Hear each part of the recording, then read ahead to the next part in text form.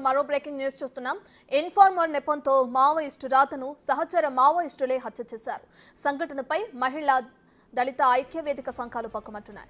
రాధా హత్యను ఖండిస్తూ మావోయిస్టులకి వ్యతిరేకంగా కరపత్రాలు విడుదల చేశారు. కరపత్రాల్లో దళిత సంఘాలు, మృతురాలి బంధువులు మావోయిస్టుల దుశ్చర్యలపై అనేక ఆరోపణలు, ప్రశ్నలు సంధించారు.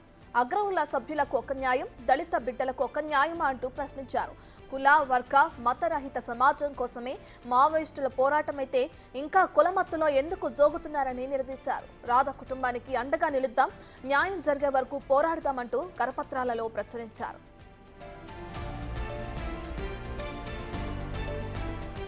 విప్లవం కోసం ఉద్యమంలోకి వెళ్లిన మహిళా మావోయిస్ట్ పల్లెపాటి రాతను ఇన్ఫార్మర్ నెపంతో సహచర మావోయిస్టులే ఆమెను హత్య చేశారు. మావోయిస్టును తోటి మావోయిస్టులే హతమార్చడంతో ఈ ఘటన రాష్ట్ర వ్యాప్తంగా సంచలనంగా మారింది. మావోయిస్టుల్లో కొందరు చేసిన తప్పులను రాత ప్రశ్నించిందని, వారి గుట్టు బయటపడుతుందనే భయంతో చంపేశారని చెబుతున్నారు.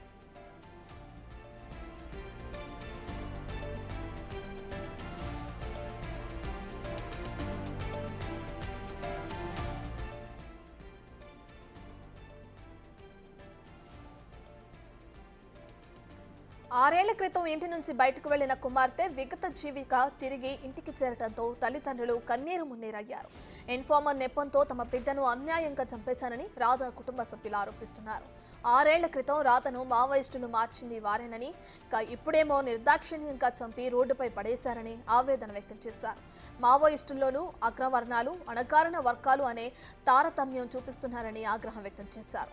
దళితురాలైనందువల్లనే రాతను హత్య చేశారని తల్లిదండ్రులు ఆరోపిస్తున్నారు.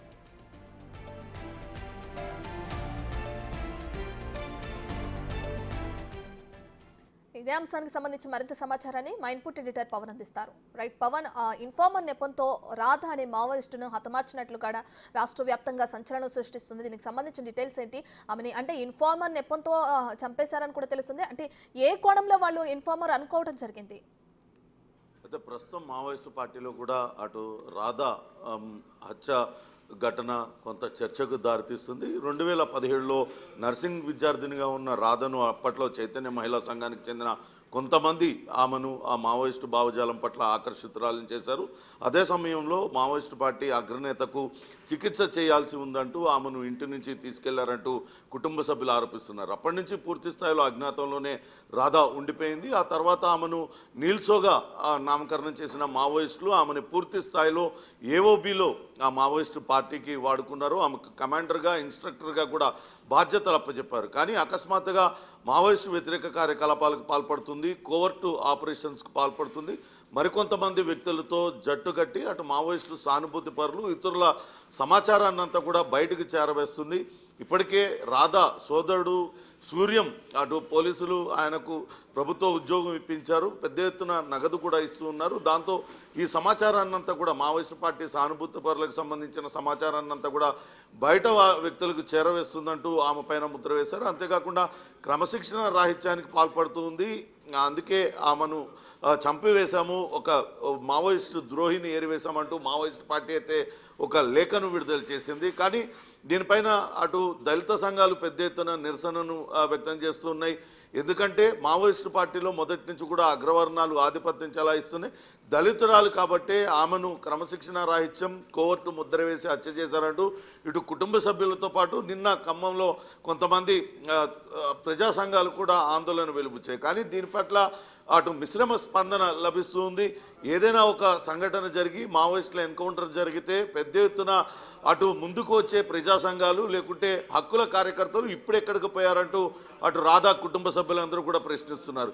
ఒక దళితురాల్ని, ఒక విద్యావంతురాల్ని ఆమెను మావోయిస్టు భావజాలం వైపు ఆకర్షితురాలని చేసి ఆమెను పార్టీలో 6 సంవత్సరాల పాటు వివిధ హోదాల్లో పని చేయించుకున్న తర్వాత కోర్టు ముద్ర వేసి ఆమెను హత్య చేస్తే ఇప్పుడు ఇటువంటి దుర్మార్గపు ఘటనను ఎందుకు ఖండించడం లేదంటూ అనేక మంది ప్రశ్నిస్తున్న పరిస్థితి ఉంది. అయితే అటు దళితురాలు కాబట్టి ఆమెను హత్య చేశారా, మావోయిస్టుల్లో కూడా ఈ కులతత్వం అనేది అంటిందా అనే చర్చ అయితే ప్రస్తుతం నడుస్తుంది.